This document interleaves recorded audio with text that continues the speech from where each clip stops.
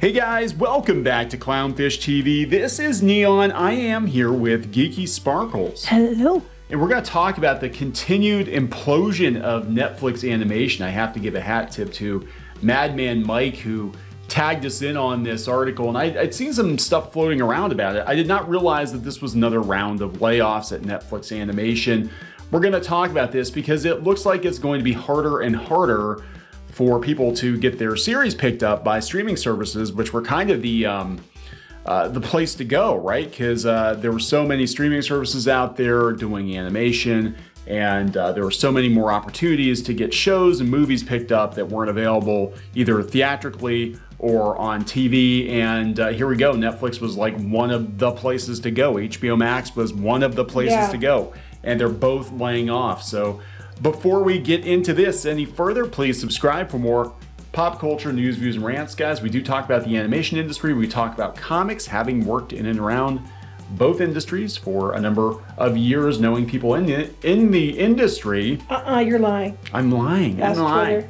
Twitter. Speaking of which, someone who worked in the industry is actually drawing our graphic novel, Crimson Red. You're lying. I'm lying. Yeah, and actually he's done work for Netflix too. Jose Garcia drawing this beautiful, beautiful graphic novel, full color graphic novel coming your way from Clownfish Studios, Clownfish Comics, written by Geeky Sparkles and myself, but mostly Geeky Sparkles' story. Yes. The beautiful, talented, amazing. Gosh. Golly gosh. I wish I had never even joked about that because it was a joke, and now you won't stop. So anyway, yeah, it's some good stuff. We're getting some of the later pages in, and I'm going to have to do an update with those. But the book is almost done. It just needs lettered and printed. And again, this is done by somebody who worked in the animation industry. And I think a lot of people are going to be jumping ship from the animation industry. So this is coming from Animation Magazine. 30 more Netflix animation employees laid off as restructure. That's what they're calling it. Restructure continues. Netflix Animation has shown the door to 30 employees as part of the streamlining overseen by incoming heads Karen Tolliver and Tracy Baltazar, I guess. Deadline confirms the layoffs today with Netflix. It was not detailed in the report which positions were eliminated. However, the dismissals do not signal a downturn in animation output. Bullshit. Yeah, 30 employees, but there's no downturn. Okay. And this is after, we'll talk about what happened before. This is after them canceling a bunch of shows, including Bone, which I think would have been Money in the Bank had it been done correctly. Yes. Well, see, that's the key. Had it been done correctly. But they're like, I just think it's funny. So we have new incoming, people that are leading, that are women, and they're cutting employees. What do you complain about? There's not enough women in positions of power in animation? Oh, wait, there are, but then they cut people. Right. So here's the thing. This is a very, very, again, it's shocking how quickly Netflix did an about face on this, because they went and they actually bought a brand new animation headquarters. Yes. And all this stuff. And the future was going to be all about animation. And then their stock took a hit. And then they're like, oh, shiznit, this stuff is very expensive and it takes years to produce. And, not a lot of people are watching animation compared to live action stuff. So is it really worth it? Well, the reason they took all that stuff on in the first place was because they thought, because of the pandemic. Right. That, we couldn't film shows, but we can still do animated features. But when they started bringing all this on board, it was already past the time because these things take forever. I mean, it's not like you could just snap your fingers and have them out. And it was already past the time frame when we were coming out of the pandemic. And I didn't understand it then. I'm like, why are you doing this now? Yeah. So, I think either they thought the pandemic was going to last a lot longer than it actually did. And a lot of people, I mean, this is not just Netflix, obviously, HBO Max and Cartoon Network. We've been talking about that. A lot of sudden, like 180s on animation. Like everybody was going all in on animation. Like you get a show and you get a show and you get a show. And now they're like, yeah, oh, hell no. Nope. We're backing out. They said, they didn't say who's going to get eliminated. Not this time. Not this last time. And it was obviously a lot of the extremist programming. Yeah, so we'll talk about what got cut here in a little bit. Let's see what's supposedly still happening. Netflix's slate of original animated features and shorts has delivered Academy Award nominated movies. Doesn't matter. Well, they're talking about what they've already done. What are they still doing? This is what they've already done. They're doing the Chicken Run 2, Dawn of the Nugget. Okay, of course, because it's a sequel to something that they already have an IP for. Del Toro's Pinocchio, which people said looks a hell of a lot better than Disney's Pinocchio. It wouldn't take much. A Sonic the Hedgehog show. Well, okay, so some of the stuff, here's the thing too. Some of the animation on Netflix, people are like, when they're canceling stuff, why are shows like Masters of the Universe Revelation still getting a second season or whatever? One, you have to realize when you do an initial episode order, sometimes, they might commit to 20 episodes. Yeah, but they can still cancel it because they've canceled other shows they've committed to. Mattel's fronting some of the money. I'm sure, yeah. That's what's going on with Sonic, too. Sega's probably kicking in some of the money. And, now we've got HBO Max out there shopping around series. They're saying like the Batman show and stuff like that, they're going to try to pawn it off on somebody else. So if Netflix is laying people off and you're trying to pawn your unwanted animated crap off onto somebody else and they're laying their people off, your chances of actually getting somebody to pick it up is a lot less good. Let's put it that way, But yeah, the stuff that was getting canceled, the first round, I was surprised. I mean, when we had, Bone getting canceled, Bone has been a perennial best-selling graphic novel series for decades. And, you'd think with Hilda and all that it would have been, something they would have pursued. But maybe because Hilda didn't get the eyeballs it should have gotten, because it actually is a very good show. Maybe they're like, yeah, Bone's too much like Hilda, and Hilda didn't perform and whatever. But yeah, they canceled a bunch of stuff like Anti-Racist Baby. Yeah, I wonder why. Meghan Markle's shows, So they definitely cherry-picked the stuff to cancel, and I think it was along the same thought process as HBO Max, David Zaslav. They're like, is this stuff going to make us money? Is this stuff going to bring us eyeballs? Is it going to drive subscriptions, or is it going to drive people away from the platform? And in the case of shows like Anti-Racist Baby, I guarantee you, the only watching they would have gotten was a bunch of hate watching.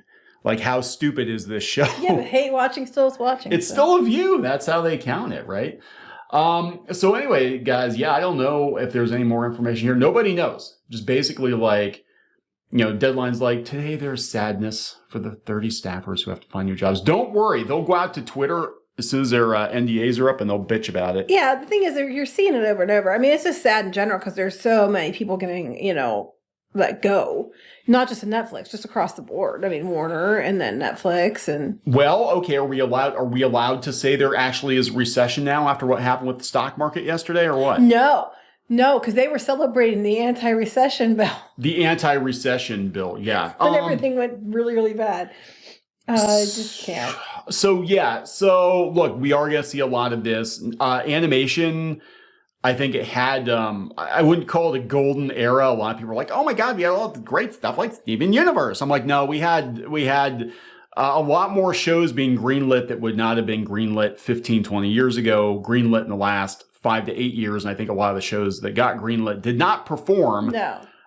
Did not generate any revenue in merchandise sales or whatever. So now it's going to be all preschool shit and existing IP. Or if you get one thing that does well, like Adventure Time. There was like how many knockoffs? Adventure Time was, but the thing is, Adventure Time actually sold merchandise and stuff too. Right, but what I'm saying, my point is, when you get a new show that breaks ground, like Steven Universe or Adventure Time or whatever, then all these shows are picked up that we need to go find one like it by the other networks, and they go pick up all these other shows, but they aren't that show, so they don't perform. To Tumblr. And they did. They were literally like picking up all these Tumblr shows.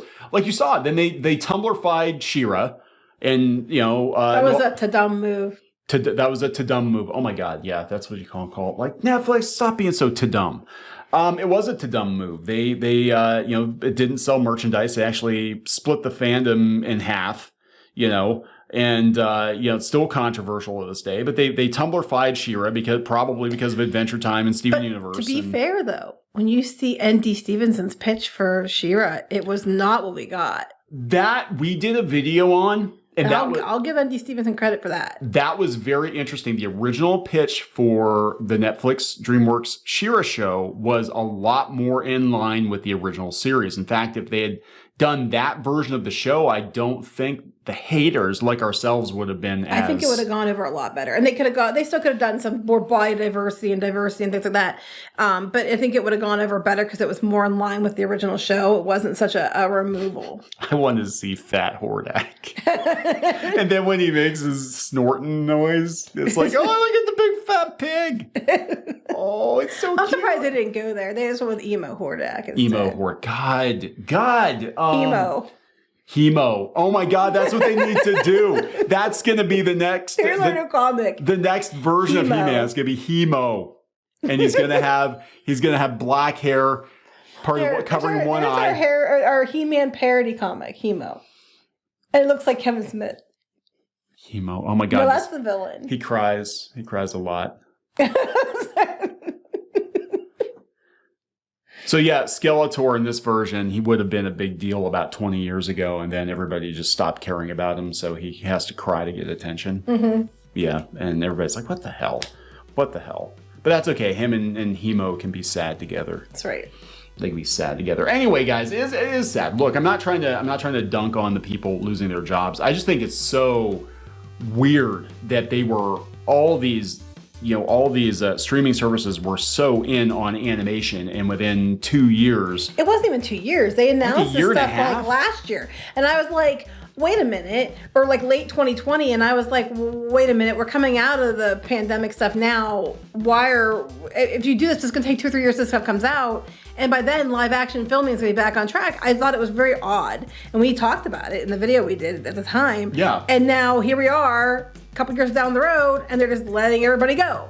Yeah, it's weird. It's very weird. It's not weird. It makes sense. It was just the money was never weird. They made that choice when they made that choice in the first place. They thought the money was never going to run out, and that's the thing. Animation always has been kind of a side effect of other programming doing better, other movies doing better.